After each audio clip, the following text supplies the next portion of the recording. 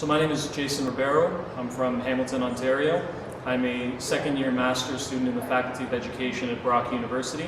I'm specializing in administration and leadership in education, and I'm just now finishing my thesis, which looks to explore technology acquisition in Ontario's publicly funded school districts. I came to Brock because it had the great advisor I was looking to work with.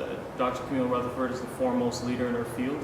And I remember sending her the email very early in the summer, almost too early, to tell her I wanted to work with her.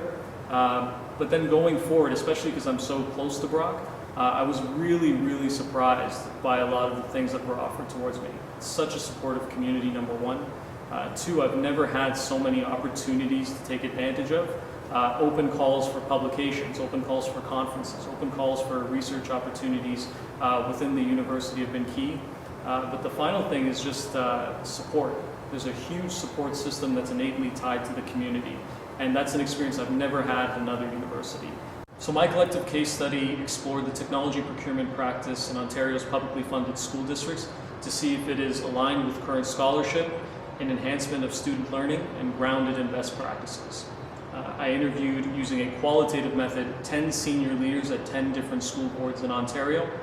The findings show that senior leaders are not making decisions that are aligned with current scholarship and not with student learning as the focus. Second, when exploring data-driven decision-making, it was determined that senior leaders don't use those kinds of metrics to inform the governance procedures of their educational technology spending. Finally, districts did not have in place effective assessment measures or ROI, which is return on investment calculations, to determine the efficacy of their expenditures. In total, it shows the educational technology decision-making practices for 746,000 students in Ontario. I hope that this research serves as a bit of a warning sign that we're heading down a similar path to a lot of the large-sized school districts in the United States. I know that the ministry has stepped up and offered $150 million in a fund that will be allocated for educational technology devices and software, but boards aren't necessarily being advised on how best to spend those dollars. And that will be the key going forward. So I hope that this research catches the attention of ministry officials at the Ministry of Education in Ontario and other senior leaders who recognize that we need to shift the way that we're purchasing technology, and so that it is enhancement of student learning and for teachers as well.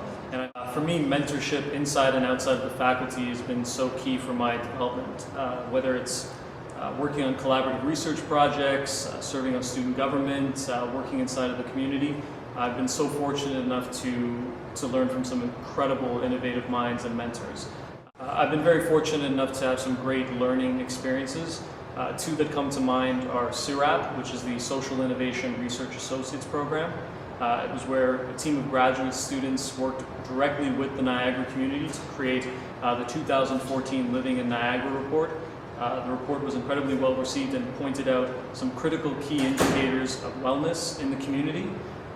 It was an incredible experience to work with everyone from the learning and education sector to other sectors outside of my research as well.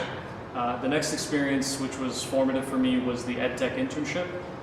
It was an opportunity facilitated by my advisor, Dr. Camille Rutherford, and through the internship I was able to partner with a startup company, use my own innate knowledge of educational research and theory to make sure that they were guided properly in their technological products and services. We were able to create an online presence through Twitter and my blog. We were able to attend the Florida Educational Technology Conference and a number of other opportunities that were really formative for my development, both as a graduate student and in the future endeavors in private industry. Jason's work is an excellent exemplar of everything that we're trying to do at the Innovation Hub by connecting theory and practice to support 21st century teaching learning and really support those advances in teaching and learning as a whole. It dovetails with some of my own research looking at educational innovation, but again having a focus on having an impact on practitioners and practice, that collaborating with a diverse group of stakeholders to influence future practice and educational innovation. So in September, I'll be joining the Workland School of Education at the University of Calgary. I'll be pursuing my PhD in educational leadership. What I hope to accomplish at the University of Calgary is to extend some of the work I did in my master's research. There were some distinct problem areas in terms of decision making and leadership, and hopefully by exploring innovation policy at a pan-Canadian level, we'll be able to find some sort of solutions to some of these problems to make sure that we're using research as our friend and be able to guide our decision making on a provincial and national level. So before I ship off to Calgary, I'm very fortunate enough to have the opportunity to disseminate my research amongst scholars, my peers, and colleagues. I think it's so important that you're able to visualize your research having a life outside of just your office and just outside the paper itself. I liken it to almost creating an album where you actually get to take it on tour, so it's been an incredible experience preparing those materials for those conferences. So I can't wait. It's an incredible experience to engage in great conversations and professional development with your peers and scholars that you look up to, and I hope the research is well received.